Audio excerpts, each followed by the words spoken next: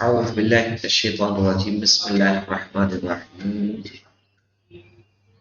شیعہ شناسی میں ہماری بات چل رہی تھی نصوص امامت کے بارے میں۔ نصوص امامت میں ہم نے پڑھ لیا تھا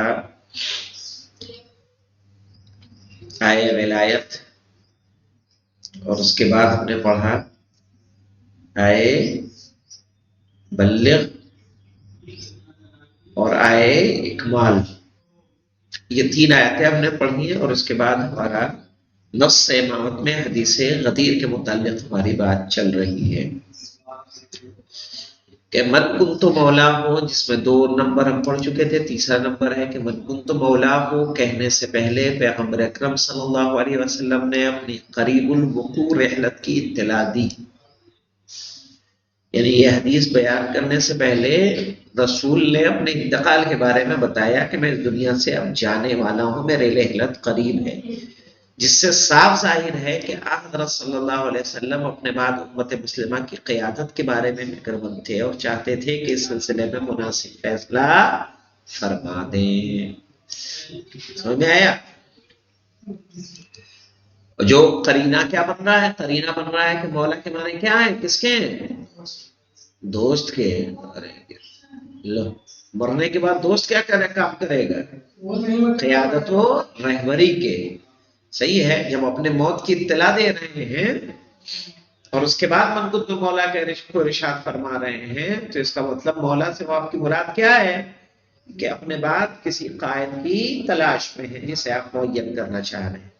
خطبے کے اختتام پر، یعنی خطبے کے اختتام اور آئے اکملت لکم دینکم کی تلاوت کے بعد حضرت صلی اللہ علیہ وآلہ وسلم نے اللہ اکبر کہہ کر اپنی خوشی کا اظہار کیا کہ دین کامل ہو گیا، مسلمانوں پر نعمتیں تمام ہو گئیں، خدا پیغمبر صلی اللہ علیہ وآلہ وسلم کی رسالت اور علی علیہ السلام کی امام کی ولایت سے راضی ہو گیا۔ بدیہی ہے کہ رسالت کے ساتھ ولایت کے تذکرے کا مطلب یہی ہے کہ ولایت کے معنی امت مسلمہ کی قیادت اور رہبری کے علاوہ کچھ اور نہیں ہوں گے۔ پانچواں وہ دیکھیے مولانا، پانچواں نقطہ کہ اس میں کوئی شک و شبہ نہیں ہے کہ حضرت صلی اللہ علیہ وسلم سب سے زیادہ عاقل ہے، سب سے زیادہ حکیم اور دانا، سب سے زیادہ مہربان انسان تھے۔ دوسری طرف حضرت علی علیہ السلام مومنوں کے دوست ہیں، مومنین پر واجب ہے کہ حضرت علی علیہ السلام سے دوستی رکھیں۔ یہ مسئلہ تو بالکل واضح ہے، مسلمان بھی یہ بات جانتا ہے، اس لیے کہ مومنین کا ایک دوسرے سے محبت و محبت کرنا ایمان کا لازمہ ہے، خاص طور پر اس بات کے پیش نظر کہ پیغمبر صلی اللہ علیہ وسلم نے مواخات جانتے ہیں؟ مواخات یعنی صیغہ مواخات جاری کیا تھا رسول نے ایک دوسرے کا بھائی بنایا تھا، یعنی مسلمانوں کے درمیان اخوت و برادری کا عقد کے موقع پر حضرت علی علیہ السلام کو اپنا بھائی بنایا تھا۔ اتنے واضح مسئلے کا ایسے غیر معمولی حالات گرم ترین زمانے میں اتنے مقدمات و شرائط کے ساتھ بیان کرنا معقول اور حکیمانہ اقدام نہیں کہلا سکتا۔ یعنی اگر کوئی کہہ رہا ہے کہ دوست بنایا تھا تو بھائی تو آپ مدینے میں بنا چکے ہیں، جب مدینے میں بنا چکے ہیں تو سب کو اتنے مجمع کو پریشان کر کے، جو آگے گئے ان کو پیچھے بلا کے، جو پیچھے رہ گئے ان کا انتظار کر کے، سب کو کڑیل دھوپ میں کھڑا کر کے آپ سے اس دوستی کا اعلان کریں، یہ معقول نظر نہیں آتا۔ تاریخ اسلام کے واقعات کی اس طرح تفسیر نہیں کرنا چاہیے کہ پیغمبر اکرم صلی اللہ علیہ وآلہ وسلم کی حکمت و درایت پر ہی سوالیہ نشان لگ جائے۔ البتہ امت مسلمہ کی رہبری کا مسئلہ اتنا اہم ہے کہ اس کی وضاحت کے لیے ایسے شرائط و مقدمات پوری طرح عاقلانہ اور حکیمانہ ہیں۔ یعنی اگر ولایت کا مسئلہ آتا ہے، رسول کے بعد قیادت کا مسئلہ آتا ہے، تو اس کے لیے یہ اقدام کرنا حکیمانہ قدم کہلائے گا۔ اب اس سلسلے میں ایک اعتراض جو وارد کیا گیا ہے وہ دیکھتے ہیں کہ حدیث غدیر میں لفظ مولا سے محبت و نصرت کے معنی مراد لینے کے باوجود کون سے معنی؟ محبت اور نصرت کے معنی مراد لینے کے باوجود پیغمبر اکرم صلی اللہ علیہ وسلم کے اقدام کو معقول اور حکیمانہ ثابت کرنے کے لیے کہا جاتا ہے کہ چونکہ یمن کے سفر کے دوران غنائم کے سلسلے میں، یہ میں نے آپ کو حوالہ دیا تھا نا اس کا، کے سلسلے میں حضرت علی علیہ السلام کے فیصلے ان کے کچھ ساتھیوں کو پسند نہ آئے تھے، اور انہوں نے پیغمبر صلی اللہ علیہ وآلہ وسلم سے حضرت علی کی شکایت کی تھی، لہذا پیغمبر اکرم صلی اللہ علیہ وآلہ وسلم چاہتے تھے کہ غدیر خم میں اپنے قول و فعل سے سب کو اس بات کی طرف متوجہ کر دے کہ علی علیہ السلام سے محبت کرنا ضروری ہے۔ اس اعتراض کا جواب یہ ہے کہ یمن کے سفر کے دوران جو کچھ پیش آیا اس کا تعلق تھوڑے سے مسلمانوں سے تھا جو یمن میں آپ کے ساتھ تھے، یمن کے رہنے والے تھے، جو حج کے لیے آئے تھے۔ ایسے میں تمام حاجیوں کو ان غیر معمولی حالات میں جمع کرنے کی کیا ضرورت تھی؟ بھائی معاملہ اگر یمنیوں کا تھا تو یمنیوں کو روکتے، باقی کہتے باقی جائیے، صرف یمنی رکے، اور جو ان کو فیصلے بتانے تھے، جو ان کو تاکید کرنی تھی علی علیہ السلام کے حوالے سے، وہ کرتے۔ کہ ان تھوڑے مسلمانوں سے تھا جو حج کے لیے آئے تھے، ایسے میں تمام حاجیوں کو ان غیر معمولی حالات میں جمع کرنے کی کیا ضرورت تھی؟ پھر مناسب تو یہ تھا کہ پیغمبر صلی اللہ علیہ وسلم وقت ضائع کیے بغیر ان افراد کو فوراً ان کی غلطی کی طرف متوجہ کر دیتے۔ غدیر خم کے روز تک اسے ٹالنے کا فیصلہ کیا تھا؟ کہہ رہے تاریخی اسناد کے مطابق پیغمبر اکرم صلی اللہ علیہ وسلم نے ان لوگوں کے تئیں فوراً اپنے رد عمل کا اظہار فرمایا اور ان کی غلطی کی جانب انہیں متوجہ کرتے ہوئے فرمایا، یا ایھا الناس لا تشکوا علیا فواللہ انہ لأخشن فی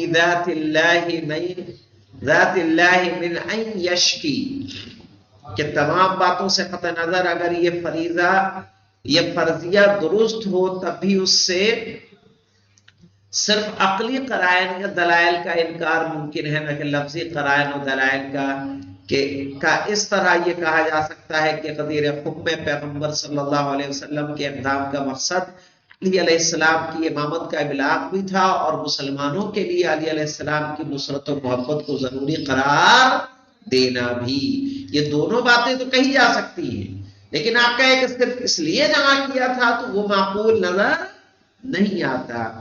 لفظ مولا سے یہ دونوں معنی مراد لینے میں کوئی حرج اور مانع نہیں ہے، اس لیے کہ لفظ مولا اپنے مصادیق پر مشترک معنوی کے عنوان سے بولا جاتا ہے، نہ کہ مشترک لفظی کے عنوان سے۔ مشترک معنوی اور مشترک لفظی سمجھ میں آ رہا ہے؟ جیسے دیکھیں آپ اس کو غور کریں، مثلا مشترک کی جب ہماری بات ہوتی ہے ہم بولتے ہیں قطہ اور ہرہ، جمل اور ابل، تو لفظ دو ہیں معنی ایک ہے۔ یا اور دیکھیے عین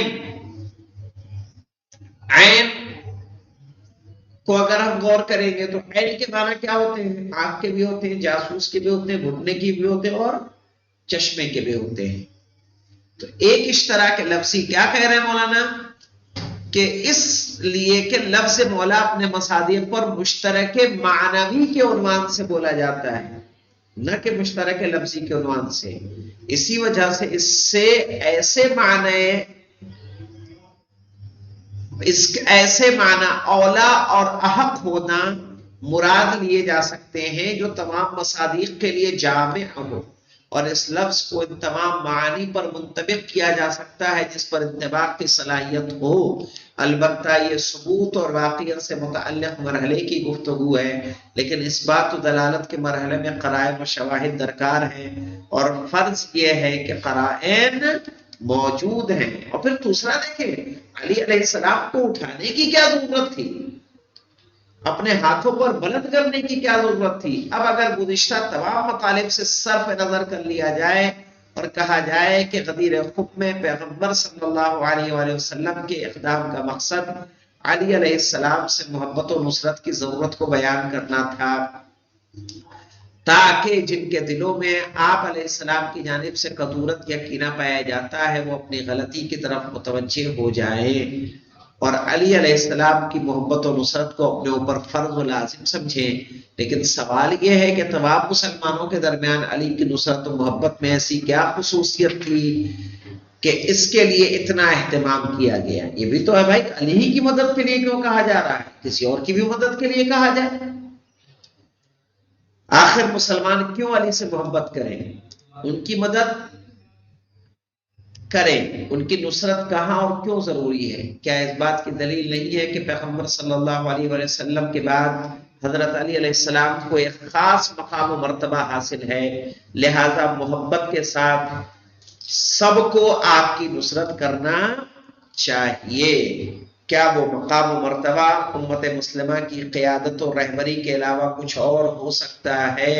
ورنہ صرف مدد کے لیے اور محبت کے لیے علی کو مخصوص کرنا کہاں معقول ہے؟ بھائی مسلمانوں میں سے کسی کو بھی، کسی بھی صحابی کو اٹھاتے رسول کا بھائی اس سے محبت کرو یا تم آپس میں محبت کرو، علی علیہ السلام سے تاکید کرنے کی کیا ضرورت تھی؟ اسی وجہ سے حدیث غدیر اور واقعہ غدیر کو چاہے جس رخ سے دیکھا جائے اس کا نتیجہ حضرت علی علیہ السلام کی ولایت کے علاوہ کچھ نہ ہوگا۔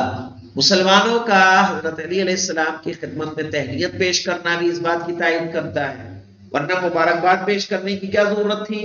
بخن بخن لک یا علی ابن ابی طالب۔ حدیث غدیر کے بعد حکم پیغمبر سے تمام مسلمانوں نے حضرت علی علیہ السلام کی خدمت میں ان کی ولایت پر مبارکباد پیش کی۔ یہ اہتمام ولایت کے معنی محبت و نصرت سے مناسبت رکھتا ہے یا جانشین پیغمبر صلی اللہ علیہ وسلم کے عنوان سے، مسلمانوں کی رہبری سے؟ صحیح ہے بھائی، مبارکباد دینے کی صرف دوستی کی بنا پر ضرورت ہے یا اس کا مطلب یہ ہے کہ کیا بنایا جا رہا ہے؟ آپ کو جانشین بنایا جا رہا ہے جس کے بعد مبارکبادی پیش کی جا رہی ہے۔ حدیث غدیر میں ولایت سے مراد ولایت و قیادت ہے، نہ کہ محض دوستی اور نصرت۔ اس کا ایک اور شاہد حارث بن نعمان کا واقعہ ہے۔ حارث بن نعمان کہ جس کے اوپر وہ پتھر گرا اور وہیں پہ کیا ہوا، وہ ہلاک ہوا، کہ جسے بعض محدثین و مفسرین نے نقل کیا ہے کہ جس کا خلاصہ یہ ہے کہ جب واقعہ غدیر کی خبر عالم اسلام میں نشر ہوئی تو حارث بن نعمان فہری نامی ایک شخص بہت برہم ہو گیا اور اس نے پیغمبر صلی اللہ علیہ وآلہ وسلم کی خدمت میں آ کر کہا کہ تم نے ہمیں نماز، روزہ، زکوٰۃ، حج و جہاد کی دعوت دی، ہم نے قبول کر لیا، کیا اتنا کافی نہیں تھا کہ اس نوجوان کو اپنا جانشین بھی بنا دیا؟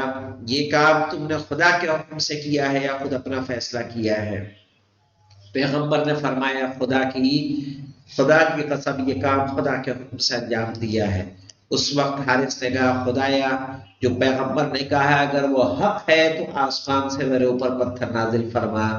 فوراً آسمان سے ایک پتھر اس کے سر پر گرا اور ہلاک ہو گیا۔ اس وقت یہ آیت نازل ہوئی سأل سائل بعذاب واقع۔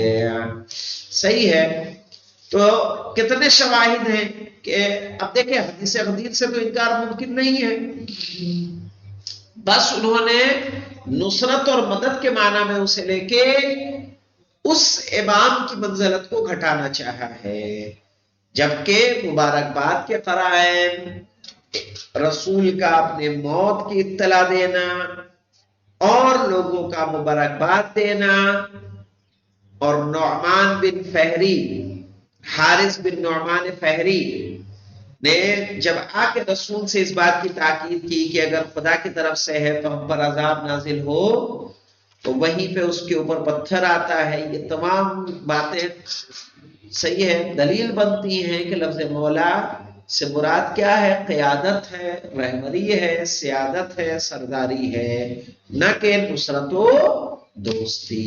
والحمدللہ رب العالمین۔